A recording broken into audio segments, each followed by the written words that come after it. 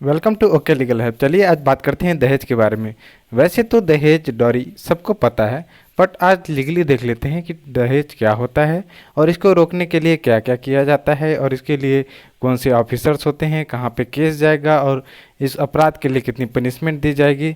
चलिए बात करते हैं। देखिए, अब शादी जब होती है, शादी में दो पार्टी होती है। एक हो गया ब्राइड ग्रूम की पार्टी, एक हो गई ब्राइड की पार्टी, मतलब दूल्हा दूल्हा की पार्टी और दुल्हन वाली पार्टी। ठीक, और उसमें रहते हैं और अदर पर्सन्स, मतलब रिश्तेदार हो गए और कोई अन्य पर्सन है रिश्तेदार के अलावा। ठीक, दोस्त हो गए, तो वो सारे पार्टीज हो गया। अब इसमें क्या होता है, ब्राइड ग्रूम पार्टी और ब्राइड पार्टी में डॉरी की सेटलमेंट होती है। ठीक, कि हम शादी कर रहे हैं, हमको इतनी दहेज चाहिए। देखिए, इसमें दहेज में वैसे जनरली तो लड़के वाले लेते हैं दहेज, लेकिन यहाँ पे कोई भी हो सकता है, चाहे लड़के वाले ले रहे हों या फिर लड़के वाले हों। लीगली दोनों अपराध है, चाहे लड़के वाले लें या फिर लड़की वाले लें। कोई भी प्रॉपर्टी या कोई वैल्यूएबल सिक्योरिटी, देखिए इसमें वो चीज़ नहीं आता जिसमें कि कोई पर्सन अपने स्वेच्छा से कोई एज ए गिफ्ट दे रहा है, लेकिन इसमें वो सारी संपत्ति आती हैं जहाँ पे वो स्वेच्छा से नहीं देता, डिमांड पे देता है या फिर एबेटमेंट पे देता है या फिर giving and taking of dowry हो रही है मांग से। ठीक, तो वो सब डॉरी में आएगा। तो यहाँ पे जो डॉरी है, डॉरी सेटलमेंट की बात यहाँ पे इसलिए बोला गया कि इन दोनों के बीच में एक डॉरी तय होती है जब शादी होती है। शादी के पहले इतनी प्रॉपर्टी हमको चाहिए या शादी के बाद चाहिए, कोई वैल्यूबल प्रॉपर्टी चाहिए शादी के पहले या शादी के बाद, या कोई माइनर है तो उस सब केसेस की बात है। तो इसको क्या बोलते हैं, दहेज बोलते हैं। अब इसमें चलते हैं कि अब दहेज में कौन सी चीज़ अपराध होती हैं। जैसे कोई दहेज दे रहा है, गिविंग, ठीक, कोई ले रहा है टेकिंग, या फिर ये दे रहा है ये ले रहा है, कोई भी दे रहा है, गिव एंड टेक किसी में आपस में हो रहा है, या फिर कोई पर्सन एबेट कर रहा है दहेज की गिविंग और टेकिंग में, तो ये सब क्या होगा, ये सब अपराध होगा। या फिर कोई डिमांड कर रहा है, डिमांडिंग ऑफ डोरी, वो भी अपराध है। या फिर कोई एडवर्टाइज कर रहा है, जैसे पब्लिक न्यूज़पेपर में, सर्कुलर्स में क्या कर रहा है, एडवर्टाइज कर रहा है कि हम इतना दहेज देंगे शादी करने के लिए। ठीक, तो अब ये सब एडवर्टाइजमेंट भी क्या हो गया, ये सब बैन है। अब ये सब जो भी करेगा दहेज के लिए, उसके लिए पनिशमेंट दिया जाएगा। तो ये सब giving, taking, awaiting, dowry, demanding और एडवर्टाइजमेंट ऑफ डॉरी, ये सब क्या होंगे, अपराध होंगे। अब यहाँ पे देखिए, जब इंसान एक्रिप्ट होगा, कोई भी व्यक्ति जब एक्रिप्ट होगा, यहाँ पे देखिए केस किसके पास जाता है। अगर मेट्रोपॉलिटन एरिया में मेट्रोपॉलिटन कोर्ट है तो वहाँ पे कहाँ पे जाएगा, मेट्रोपॉलिटन मजिस्ट्रेट के पास जाएगा। लेकिन वहाँ पे डिस्ट्रिक्ट या सेशन कोर्ट है उस एरिया में, तो जुडिशियल मजिस्ट्रेट फर्स्ट क्लास के पास केस जाता है। अब यहाँ पे देखिए एमएम या फिर जीएमआईसी, ठीक, जेएमआईसी फर्स्ट क्लास या फिर जेएमएफसी, ये बोल दीजिए फर्स्ट क्लास, इसमें और नॉलेज हो या फिर कोई पुलिस रिपोर्ट हो इस फैक्ट्स के बारे में, सरकमस्टेंसेस के बारे में कि दहेज की कार चल रही है, तो ओन नॉलेज या पुलिस रिपोर्ट है, फिर भी केस ले सकता है ये। या फिर कंप्लेंट किया गया है, किसके द्वारा कंप्लेंट किया है, कि जो दहेज के ऑफेंस से एक्रिप्ट है, ठीक, या फिर कोई पर्सन उससे रिलेटेड, या फिर उसका रिलेटिव से कोई, या फिर कोई सोशल वेलफेयर इंस्टीट्यूशन है, या फिर कोई ऑर्गेनाइजेशन है सोशल वेलफेयर के लिए। इन सारे लोग अगर कंप्लेंट कर रहे हैं तो इनके कंप्लेंट से केस की सुनवाई होगी। अब इसमें देखिए, जब केस की सुनवाई होती है तो उसको साबित भी करना होता है। अब साबित करने के लिए जो भार होगा, मतलब बर्डन ऑफ प्रूफ, सबूत का भार किसके ऊपर होता है, पर्सन प्रोसिक्यूटेड। मतलब देखिए, जो पर्सन कंप्लेंट कर रहा है, अब जिसके अगेंस्ट कंप्लेंट कर रहा है वो क्या होगा, वो पर्सन प्रोसिक्यूटेड होगा, तो उसके ऊपर जो है बर्डन ऑफ प्रूफ लाई करता है। ठीक, तो ऐसे चलती है केस।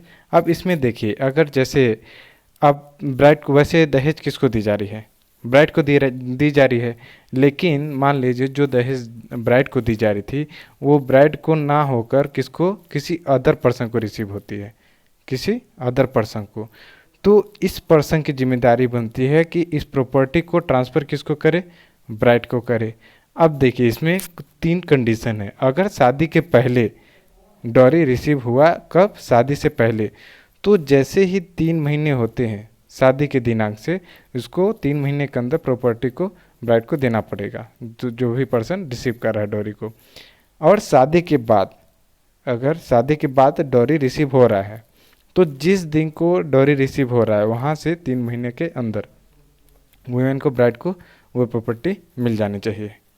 वो कोई प्रॉपर्टी होगी, कोई वैल्यूएबल सिक्योरिटी होगी, कोई भी चीज़ डॉरी में होगी, वो सारा चीज़ किसको होगा, ब्राइड को ट्रांसफ़र होना चाहिए। अगर कोई माइनर हुई, देखिए जब माइनर है तो जब वो 3 मंथ होगा, जब मेजोरिटी अटेंड करेगी माइनर, तो 3 महीने जब होंगे तो क्या होगा, प्रॉपर्टी ट्रांसफ़र किया जाएगा उसको, प्रॉपर्टी और वैल्यूएबल सिक्योरिटी। अब इसमें देखिए अगर जैसे अभी ब्राइड को ट्रांसफ़र हो रहा है, अगर मान लीजिए ब्राइड की डेथ हो गई हो, ब्राइड की डेथ हो गई हो या फिर 7 साल के भीतर डेथ हुए हो और उसका रीज़न कोई क्रुएल्टी या फिर डॉरी डेथ वाला सीन नहीं है, जो कि आईपीसी के सेक्शन 304 बी में दिया गया है, डॉरी डेथ का सीन नहीं है, कोई और सीन की वजह से, नेचुरल कॉसेस की वजह से अगर डेथ होता है विदिन 7 ईयर्स ऑफ मैरिज और उससे अधिक, तो उसके बच्चों को जाएगा। उसकी डेथ होने के बाद क्या होगा, उसके बच्चों को जाएगा। लेकिन देखिए अब उसके बच्चों को तो प्रॉपर्टी ट्रांसफ़र या वैल्यूएबल सिक्योरिटी ट्रांसफ़र हो रही है, लेकिन इसमें अगर बच्चे नहीं हैं, मतलब ब्राइड के पास क्या है, उसके बच्चे नहीं हैं, तो किसको जाएगा, फिर ब्राइड के पेरेंट्स को प्रॉपर्टी ट्रांसफ़र होगी। ठीक, अब इसमें देखिए जैसे अभी पहली बार ये अगर ये सब ट्रांसफ़र नहीं करता है तो उसको नॉर्मल पनिशमेंट दी जाएगी, ये अदर पर्सन को एक नॉर्मल पनिशमेंट दी जाएगी। लेकिन अब पनिशमेंट दी जाएगी और उसको ये भी बोला जाएगा प्रॉपर्टी ट्रांसफ़र करे। अगर कोर्ट बोल रहा है प्रॉपर्टी ट्रांसफ़र करने के लिए और ये अदर पर्सन प्रॉपर्टी को ट्रांसफ़र नहीं करता, तो उस केस में क्या होगा, उसको इस पर्सन से जितने अमाउंट की, मतलब equal to value of property, उतना उससे रिकवर किया जाएगा। अगर वो कोर्ट के ऑर्डर जो मिला है ट्रांसफ़र करने के लिए नहीं फॉलो करता है तो फेल हो जाता है फॉलो करने में। तो ये होता है बेनिफिट, मतलब कि ब्राइड के, अगर ब्राइड को प्रॉपर्टी नहीं मिली तो उसके हायर्स को या फिर उसके पेरेंट्स को बेनिफिट दिया जाता है डॉरी का। अब इसमें आगे बढ़ते हैं कि देखिए अब इसमें क्या है कि एक डॉरी प्रोहिबिशन ऑफिसर होता है दहेज अधिनियम में, जो कि कौन अपॉइंट करता है, स्टेट गवर्नमेंट अपॉइंट करता है। अब स्टेट गवर्नमेंट अपॉइंट कर दिया, लेकिन डॉरी प्रोहिबिशन ऑफिसर का काम क्या होता है, इसका फंक्शन ये होता है कि जो इस अधिनियम के प्रोविजंस हैं, उपबंध हैं, उसकी एक पार्टिकुलर एप्लीकेशन हो, ये सब डॉरी प्रोहिबिशन ऑफिसर का काम होता है। अब देखिए इसमें और दूसरा काम क्या होता है कि अगर दहेज की लेन देन हो रही है या फिर कोई एबिटमेंट कर रहा है तो उन सबको प्रिवेंट कर सके, और जहाँ पे दहेज लेन देन हो रही है वहाँ पे क्या करेगा, वो उस एविडेंस को कलेक्ट करेगा, ठीक ना, फॉर प्रोसिक्यूशन ये क्या करेगा, उस एविडेंस को कलेक्ट करेगा। अब देखिए इसको पावर्स कितनी दी जाएंगी, जो डॉरी प्रोहिबिशन ऑफिसर को पावर्स दी जाती हैं वो पुलिस ऑफिसर इतना दी जाती है, लेकिन इसके लिए कुछ लिमिटेशंस एंड कंडीशंस भी होते हैं जो कि स्टेट गवर्नमेंट इसको लागू करता है। अब देखिए अब मान लीजिए अब ये डॉरी प्रोहिबिशन ऑफिसर उतना काम नहीं कर पा रहा है, उसको किसी एड एंड एडवाइस की ज़रूरत है, तो उस केस में क्या करेगी, स्टेट गवर्नमेंट जो है एक एडवाइजरी बोर्ड बनाएगी, अपॉइंट करेगी, जिसके कम से कम देखिए ज़्यादा से ज़्यादा 5 सोशल वर्कर्स होंगे, उससे ज़्यादा नहीं होंगे।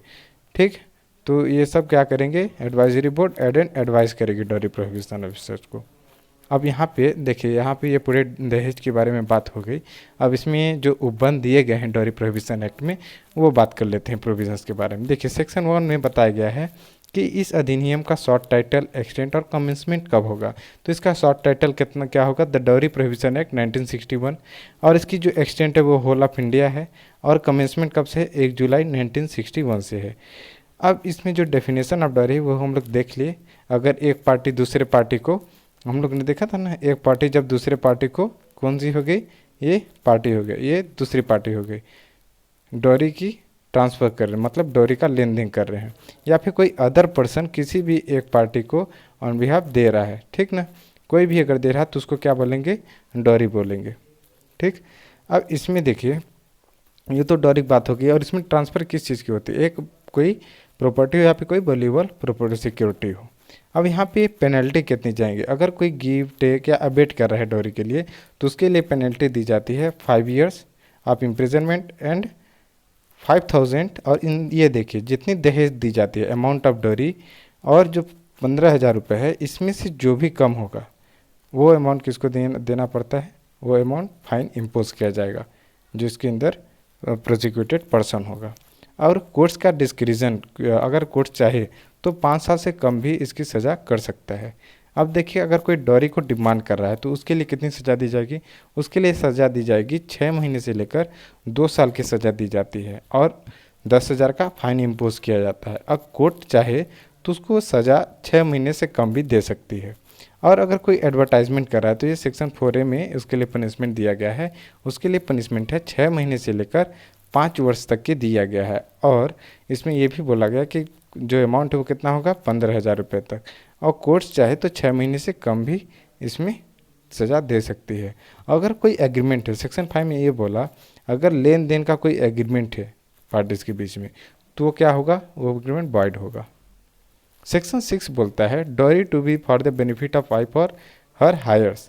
इसमें क्या है, 3 मंथ्स का टाइम दिया गया। हम लोग देखे थे कि बिफोर मैरिज डॉरी रिसीव हो रहा है या आफ्टर मैरिज डॉरी रिसीव हो रहा है, या फिर किसी माइनर को डॉरी रिसीव हो रहा है, या फिर क्या हो रहा है कि वाइफ जिंदा नहीं है, वो मर चुकी है, तो उस केस में बच्चों को जाएगा, अगर बच्चे नहीं है तो पेरेंट्स को जाएगा।